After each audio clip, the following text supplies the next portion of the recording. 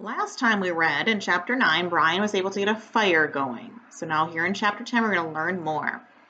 Chapter 10, he could not at first leave the fire.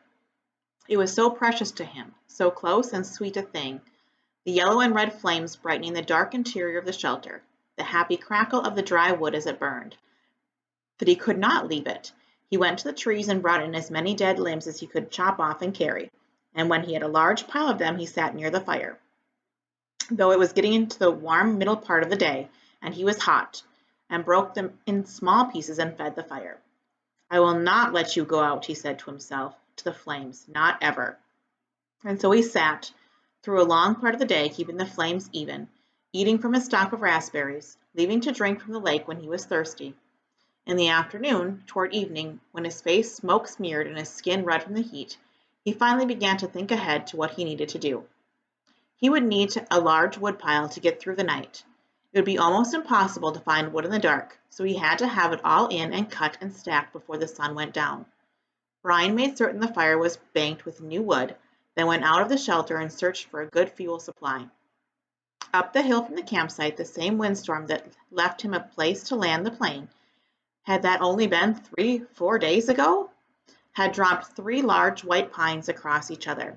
They were dead now, dry and filled with weathered, dried, dead limbs, enough for many days. He chopped and broke and carried wood back to the camp, stacking the pieces under the overhang until he had what he thought to be an enormous pile, as high as his head and 6 feet across the base. Between trips he had added small pieces to the fire to keep it going, and on one of the trips to get wood he noticed an added advantage of the fire. When he was in the shade of the trees, breaking limbs, the mosquitoes swarmed on him as usual. When he came to the fire, or just near the shelter where the smoke swirled, the insects were gone. It was a wonderful discovery. The mosquitoes nearly driven him mad, and the thought of being rid of them lifted his spirits. On another trip he looked back and saw the smoke curling up through the trees, and realized for the first time that he now had the means to make a signal. He could carry a burning stick and build a signal fire on top of the rock, make clouds of smoke and perhaps attract attention, which meant more wood, and still more wood. There did not seem to be an end to the wood he would need, and he spent all the rest of the afternoon into dusk making wood trips.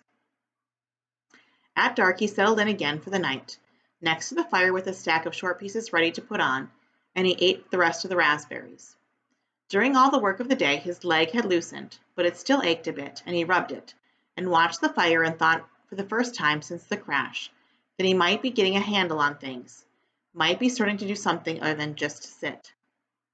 He was out of food, but he could look tomorrow, and he could build a signal fire tomorrow and get more wood tomorrow. The fire cut the night coolness and settled him back into sleep, thinking of tomorrow. He slept hard and wasn't sure what awakened him, but his eyes came open and he stared into the darkness. The fire had burned down and looked out, but he stirred it with a piece of wood and found a bed of coals still glowing hot and red. With small pieces of wood and careful blowing, he soon had a blaze going again. It had been close. He had to be sure to try and sleep in short intervals so he could keep the fire going, and he tried to think of a way to regulate his sleep. But it made him sleepy to think about it, and he was just going under again when he heard the sound outside. It was not unlike the sound of the porcupine, something slithering and being dragged across the sand. But when he looked out the door opening, it was too dark to see anything. Whatever it was, it stopped making that sound in a few moments, and he thought he heard something sloshing into the water at the shoreline. But he had the fire now, and plenty of wood, so he wasn't as worried as he had been the night before. He dozed, slept for a time, awakened again just at dawn gray light, and added wood to the still smoking fire before standing outside and stretching. Standing with his arms stretched over his head and the tight knot of hunger in his stomach, he looked toward the lake and saw the tracks. They were strange, a main center line up from the lake in the sand with claw marks to the side, leading to a small pile of sand, then going back down to the water. He walked over and squatted near them, studied them, tried to make sense of them. Whatever had made the tracks had some kind of flat, dragging bottom to the middle, and was apparently pushed along by the legs and stuck out to the side. Up from the water to the small pile of sand, then back down to the water. Some animal, some kind of water animal that came up to the sand to do what? To do something with the sand? To play and make a pile in the sand? He smiled. City boy, he thought. Oh, you city boy with your city ways. He made a mirror in his mind, a mirror of himself, and saw how he must look. City boy with your city ways, sitting in the sand, trying to read the tracks and not knowing, not understanding.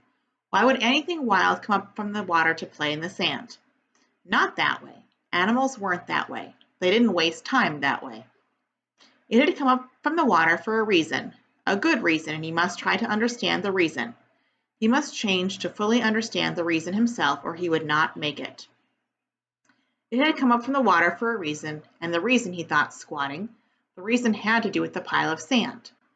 He brushed the top off gently with his hand, but found only damp sand.